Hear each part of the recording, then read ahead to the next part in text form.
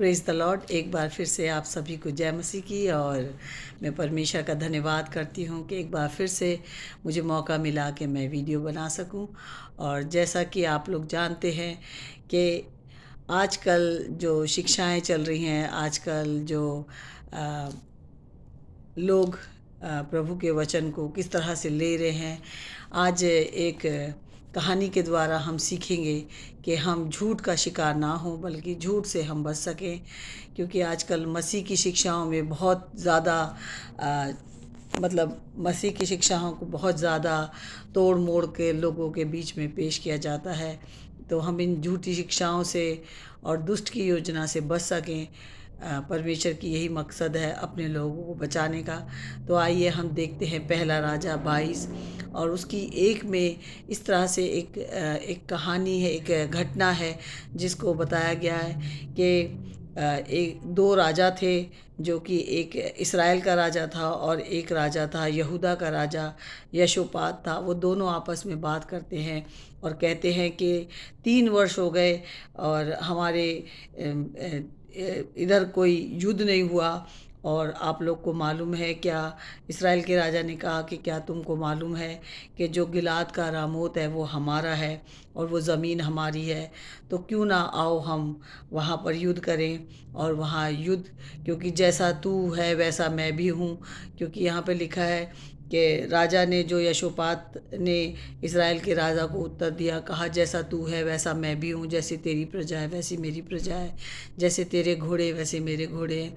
तो यशोपात ने इस्राएल के राजा से कहा कि क्यों ना हम यहोवा की इच्छा को पहले मालूम कर लें। हम दोनों राजाओं ने तो इस बात के लिए सोचा है कि हम गिलाद का रामोत हमारा है, हम युद्ध करते हैं, लेकिन क्यों ना हम किसी और भी, आज हम यहोवा की इच्छा को मालूम करें। तो उसने, इस्राएल के राजा ने नबियों को, जो कोई 400 पुरुष थे, इकट्ठा करके उनसे पूछने के लिए कहा कि हम उनसे पूछें या हम ये चढ़ाई करें या रुके रहें। तो वो जो 400 नबी थे उन्होंने कहा हाँ चढ़ाई कर। राजा से कहा कि हाँ, उन्होंने उत्तर दिया चढ़ाई कर, क्योंकि प्रभु उसको राजा के हाथ में कर देगा। उसने 400 नबियों ने ये कहा। लेकिन यशोपात ने, जो राजा थे, उन्होंने कहा कि क्यों ना हम यहाँ पर अगर कोई और भी नबी हो तो उनसे बात कर लें। तो इस्राएल के राजा ने कहा हाँ है, एक है, यिर्मयाह का पुत्र मिकाया, एक पुरुष है जिसके द्वारा हम यहोवा से पूछ सकते हैं, परंतु मैं उससे घृणा करता हूँ। आप देखेंगे कि एक नबी दूसरे नबी से घृणा करता है। ऐसा क्यों? क्योंकि एक की शिक्षा सही है और एक की गलत है, इसलिए वो कहता है मैं उससे घृणा करता हूँ। क्योंकि वो जब भी बोलता है वो मेरे कल्याण की नहीं बल्कि हानि की बात करता है। उसको, इज़राइल के राजा को जो था, उससे घृणा आती थी और वो उससे बात करना नहीं चाहता। लेकिन यशोपात के कहने से उसने कहा, यशोपात ने कहा ऐसा ना कह राजा, हमें ऐसी बात नहीं करनी चाहिए। और यशोपात के कहने से और इस्राएल के राजा ने अपने हाकिम को बुलाकर कहा कि जाओ और मिकाया को बुला कर लेकर आओ। और मिकाया को भेजा। और जब वो वहाँ पर गया तो वहाँ पर और भी राजा लोग थे और भी भविष्यद्वक्ता थे, जो कि उससे कहते हैं, इज़राइल के राजा से कहते हैं कि तब कनाना के पुत्र सिदकिय्याह ने लोहे के सिंह बनाकर, यहाँ पहला राजा 22 और उसकी 11वीं आयत में लिखा है कि तब कनाना के पुत्र सिदकिय्याह ने लोहे के सिंह बनाकर कहा, यहोवा यूँ कहता है, इनसे तू अरामियों को मारते मारते नष्ट कर डालेगा। और भी नबियों ने कहा कि नहीं, परमेश्वर तेरे साथ है, यहोवा तेरे साथ है, और तू जो है वहाँ पर चढ़ाई कर, और यहोवा जो है उस ज़मीन को, जो गिलाद का रामोत है, वो तेरे हाथ में कर देगा। लेकिन जब वहाँ पर जो इज़राइल के राजा का जो दूत गया था, उसने मिकाया से क्या कहा, 13वीं आयत में लिखा है, जो दूत मिकाया को बुलाने गया था उसने उससे कहा, सुन भविष्यद्वक्ता एक मुँह से राजा के विषय में शुभ वचन कहते हैं, जो बातें उनकी सी हो, तू भी शुभ वचन कहना। मतलब उसने, जो हाकिम अपना दूत भेजा था, उसने उसको बोला कि तू वहाँ पर अच्छा वचन बोलना, इसराइल के राजा के लिए शुभ वचन बोलना, जैसे दूसरे राजा लोग भविष्यद्वक्ता बोलते हैं। लेकिन मिकाया जो था वो ईमानदार था, परमेश्वर के साथ ईमानदार था। उसने कहा, मिकाया ने 14वीं आयत में लिखा है, मिकाया ने कहा, यहोवा के जीवन की शपथ, जो कुछ यहोवा मुझसे कहे मैं वही कहूँगा। जबकि हम देखते हैं कि उस समय उसने शपथ खाई भविष्यद्वक्ता ने, लेकिन हम नहीं खा सकते। हमें यीशु ने कहा है कि तुम्हारी बात हाँ की हाँ और ना की बात ना हो, लेकिन हमें शपथ खाने के लिए मना किया। लेकिन उसने शपथ खाई और कहा, मिकाया ने कहा, मैं यहोवा की शपथ खाता हूँ, मैं जो कुछ बोलूँगा सच बोलूँगा। और जब वह राजा के पास गया तब राजा ने उससे पूछा, हे मिकाया, क्या हम गिलाद के रामों से युद्ध करने के लिए चढ़ाई करें या रुके रहें? उसने उसको उत्तर दिया, हाँ, चढ़ाई कर।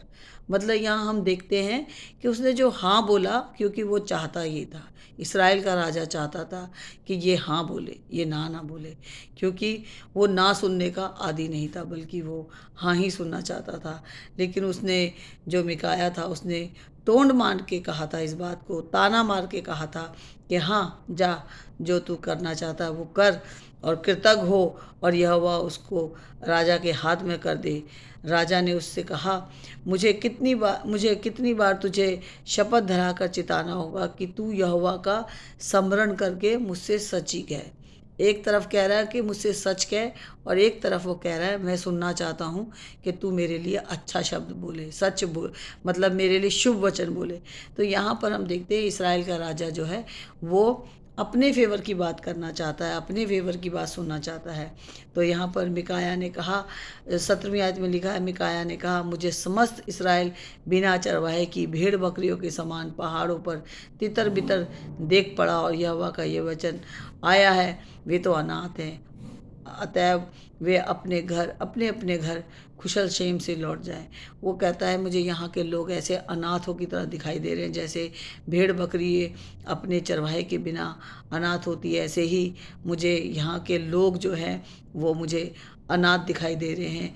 और उसने बोला, तब इज़राइल के राजा ने यहोशापात से कहा, क्या मैंने तुझसे ना कहा था कि वह मेरे विषय में कल्याण की नहीं हानि ही की भविष्यवाणी करेगा। इस्राएल का राजा कहता, मुझे मालूम था कि मिकाया जो है वो हमेशा मेरे हानि की बात करता है, मेरे कल्याण की बात नहीं करता। मिकाया ने कहा, इस कारण तू यहोवा का ये वचन सुन, मुझे सिंहासन पर विराजमान यहोवा और उसके पास दाहिने बाएं खड़ी हुई स्वर्ग की समस्त सेना दिखाई दी है। तब यहोवा ने पूछा, अहाब को कौन ऐसा बहकाएगा कि वह गिलाद के रामोत पर चढ़ाई करके खेत आए? तब किसी ने कुछ और किसी ने कुछ कहा। उसने कहा कि मुझे यहोवा की सेना दिखाई दे रही है, इसलिए मैं झूठ नहीं बोल सकता और मैं सच ही बोलूँगा। लेकिन हम यहाँ देखते हैं कि 21 आयत में क्या लिखा है, अंत में एक आत्मा पास आकर यहोवा के सम्मुख खड़ी हुई और कहने लगी, मैं उसको बहकाऊंगी। यहोवा ने पूछा, किस उपाय से? उसने कहा, मैं जाकर उसके सब भविष्यद्वक्ताओं में बैठकर उनसे झूठ बोलवाऊंगी। यहोवा ने कहा, तेरा उसको बहकाना सफल होगा, जाकर ऐसा ही कर। हम देखते हैं कि यहोवा ने कहा कि जा, तुझे अगर ऐसे बहकाने वाली आत्मा से कहा कि अगर तू भविष्यद्वक्ताओं को बहकाना चाहती है तो बहका दे। और यहाँ हम देखते हैं कि इफिसियों 2 में क्या लिखा है। इफिसियों 2 में इस तरह से लिखा है कि यहाँ पे हम देखते हैं कि इफिसियों 2:2 में लिखा है, जिनमें तुम पहले संसार की रीति पर और आकाश के अधिकार के हाकिम अर्थात उस आत्मा के अनुसार चलते थे जो अब भी आज्ञा ना मानने वालों में कार्य करता है। तुम भी वैसे ही थे, पहले हम भी वैसे ही थे, संसार की रीति रिवाजों में चलते थे। लेकिन परमेश्वर हमें ऐसा चलाना नहीं चाहता। परमेश्वर हमें चाहता है कि हम सत्य में चलें और सत्य में अपने जीवन को बिताएं, क्योंकि बाइबल जो है वो विश्वासियों के लिए है। बाइबल एक विश्वासी जब उद्धार पा लेता है और जब वो परमेश्वर के निकट आता है, तो परमेश्वर नहीं चाहता कि हम परमेश्वर के वचन से या उसकी सच्चाई से अलग रहे। इसलिए वो हमें खबरदार करना चाहता है। वो बार बार हमें चिताना चाहता है कि देखो, तुम बहकाए में ना आ जाना, तुम झूठ में ना आ जाना। जिस तरह से 1 तीमुथियुस 4:1 भी कहता है, परंतु आत्मा स्पष्टता से कहता है कि आने वाले समय में कितने लोग भरमाने वाली आत्मा और दुष्ट आत्माओं की शिक्षा पर मन लगाकर विश्वास से बहक जाएंगे। ऐसा है कि एक विश्वासी भी बहक सकता है, मगर परमेश्वर विश्वासियों को बचाना चाहता है। वो नहीं चाहता कि हम किसी बहकाए में आ जाएं, क्योंकि आज मनुष्य क्या चाहता है? मनुष्य चाहता है कि उसके मतलब का वचन कोई बोले। वो चाहता है कि जो मैं चाहता हूँ वैसा ही कोई वचन बोले। प्रभु का दास भी जो बोले वो मेरे फेवर में बोले, क्योंकि यहाँ पे लिखा है आज लोग जो है वो वचन को कम और पास्टर्स को फॉलो ज़्यादा करने लगे। हमें वचन को देखना है, वचन हमें सिखाना चाहता है, वचन हमसे क्या कहता है, क्योंकि वचन में लिखा है, 2 तीमुथियुस 4:3 में लिखा है, क्योंकि ऐसा समय आएगा जब लोग खरा वचन उपदेश ना सह सकेंगे, पर कानों की खुजली के कारण अपनी अभिलाषाओं के अनुसार अपने लिए बहुत से उपदेशक बटोर लेंगे। आज मनुष्य अपने पास्टर्स को और जो वीडियोज़ हैं जो आजकल हम देखते हैं कि गुज़रे समय में लोग चर्च नहीं जा रहे थे, वो सिर्फ वीडियो ही देख रहे थे और वीडियो देखकर ही वचन को सुन रहे थे। लेकिन परमेश्वर चाहता है हम वचन को पढ़ें। वचन को पढ़ने के लिए हमें परमेश्वर बता रहा है, क्योंकि एक नया जन्म पाया हुआ व्यक्ति, पवित्र आत्मा पाया हुआ व्यक्ति भी क्या होता है कि दुष्ट आत्मा का शिकार हो सकता है। इसलिए हमारा बाइबल हमें कहती है कि हमें बचना है, हमें बचना है। और हम कैसे बचेंगे? जब हम वचन पढ़ेंगे। जब हम वचन नहीं पढ़ेंगे, संगति नहीं करेंगे, तो हम कैसे बच पाएंगे? क्योंकि यहाँ पर लिखा है यूहन्ना 1 और उसके 2 में भी इस तरह से लिखा है। यूहन्ना 1 और 2 और उसकी 26 आयत में इस तरह से लिखा है, मैंने ये बातें तुम्हें उनके विषय में लिखी हैं जो तुम्हें भरमाते हैं।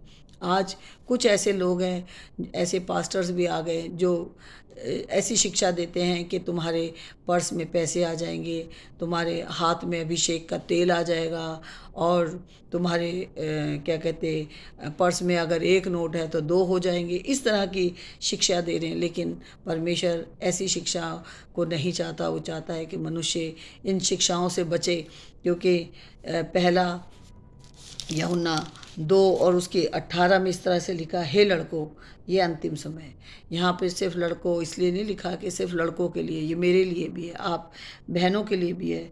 हे लड़कों ये अंतिम समय है, और जैसा तुमने सुना है कि मसीह का विरोधी आने वाला है, उसके अनुसार अब भी बहुत से मसीह विरोधी उठ खड़े हुए हैं। इससे हम जानते हैं कि ये अंतिम समय है। आज भी लोग मसीह का विरोध कर रहे हैं। आज भी मैंने वीडियो देखा, किसी एक गैर मसीह ने बोला है कि पानी पे चलना ये तो पास्टर लोग बोलते हैं, क्योंकि उसने बाइबल नहीं पढ़ी। उसने बाइबल नहीं पढ़ी कि यीशु मसीह के बारे में जो बता रहे हैं, जो पतरस, यूहन्ना, पौलुस, इन सब ने यीशु को देखा है, अपनी आंखों से देखा और छुआ है। वो बातें हमारे पास पहुंची हैं। आज हम नहीं देख पा रहे, हम नहीं छू पा रहे, लेकिन बाइबल में लिखा है मुबारक है वो जो बिन देखे विश्वास करते हैं। परमेश्वर चाहता है कि हमने प्रभु यीशु मसीह को नहीं देखा, लेकिन हम विश्वास करें कि यीशु ही प्रभु है और किसी और के द्वारा उद्धार नहीं, बल्कि सिर्फ प्रभु यीशु मसीह के द्वारा उद्धार है।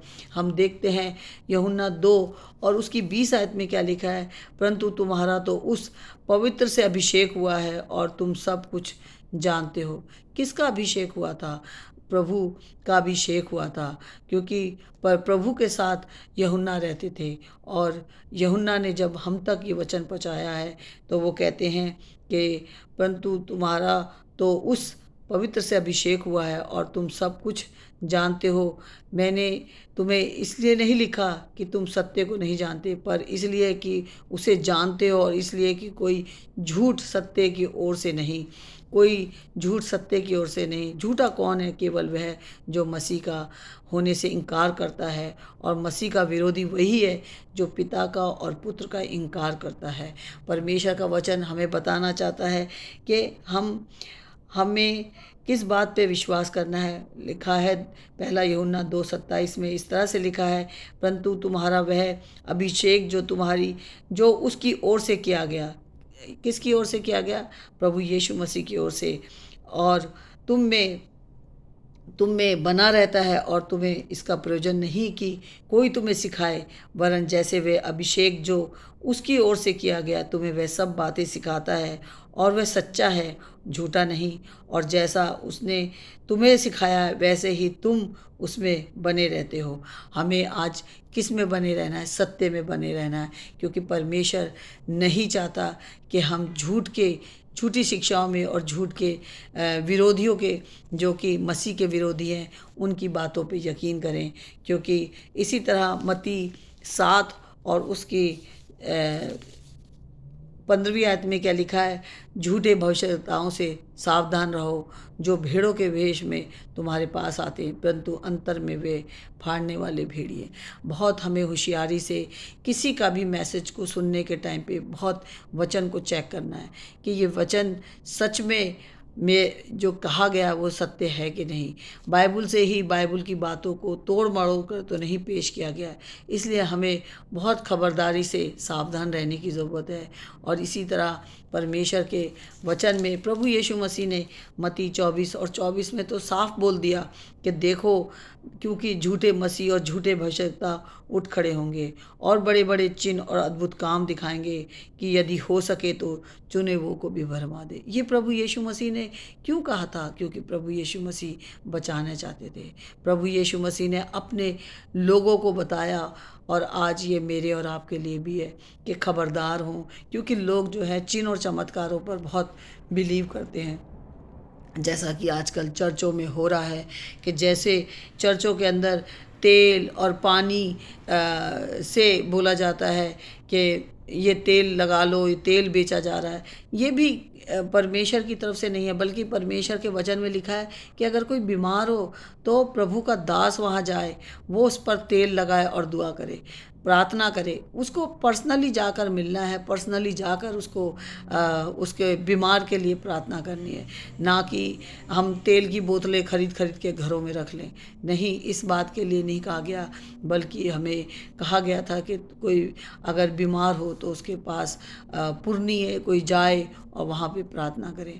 तो आज बहुत सारी झूठी शिक्षाएं हैं जो कि आज फैल रही है। हमें इनसे बचना होगा और परमेश्वर के सत्य वचन पर ध्यान देना होगा। और जब भी हम परमेश्वर का वचन पढ़ें तो बहुत ध्यान से, जहाँ पर क्वेश्चन है वो क्वेश्चन मार्क को देखें, जहाँ कॉमा है उस कॉमा को देखें, जहाँ फुल स्टॉप है वहाँ फुल स्टॉप को देखें कि ये वचन क्यों कहा गया है, किस लिए कहा गया है। इस बात को बहुत ध्यान से हमें पढ़ना होगा।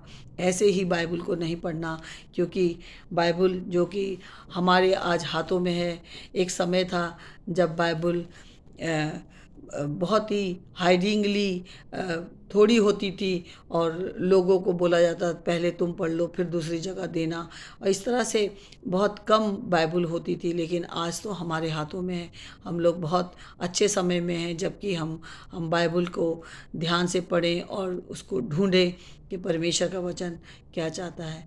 आइए इस वीडियो को आप लोग जो देखें वो अपने दोस्तों में, अपने परिवारों में ज़रूर शेयर करें, क्योंकि वचन का बहुत महत्व है। और झूठी शिक्षाओं से बचें। सारी महिमा और सारा आदर परमेश्वर को देती हूँ, यीशु मसीह नासरी के नाम से, आमीन।